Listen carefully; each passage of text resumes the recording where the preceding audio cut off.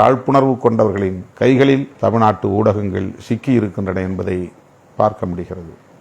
இன்றைக்கு நாளேடுகளில் பக்கம் பக்கமாக வண்ண வண்ணமாக 5 லட்சம் பேர் 10 லட்சம் பேர் என்று அவர்களே ஒரு கணக்கு போட்டு மதுரையிலே நடைபெற்ற மோடி பக்தர்களின் மாநாடு, முருக பக்தர்கள் என்கிற பெயரில் கூடிய மோடி பக்தர்களின் மாநாடு, தமிழ்நாட்டின் எல்லா மாவட்டங்களில் இருந்தும் பிஜேபி RSS காரர்களை கொண்டு வந்து குவித்து இது ஆன்மீக மாநாடு, முருக பக்தர்களின் மாநாடு, இந்துக்களின் மாநாடு என்று தம்பட்டம் அடித்துக் கொண்டிருக்கிறார்கள்.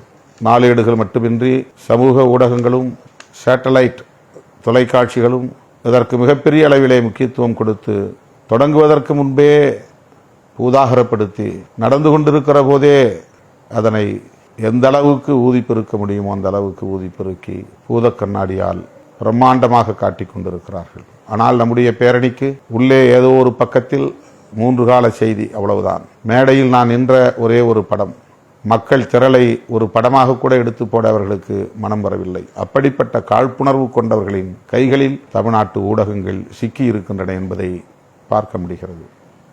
நாம் ஆளுங்கட்சி கூட்டணியிலே இருக்கிறோம். அந்த கூட்டணிக்கு ஆதரவாக இருக்கிற ஒரு ஏடு 3வது பக்கத்திலோ 5வது பக்கத்திலோ இடதுபுறத்திலே 3 காலம் ஒரு செய்தியாக போட்டார்கள், அவ்வளவுதான்.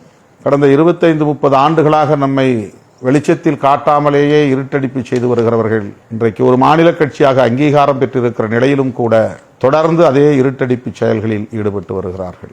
நம்மை ஒரு சக்தியாக காட்ட அவர்களுக்கு மனம் ஒவ்வவில்லை.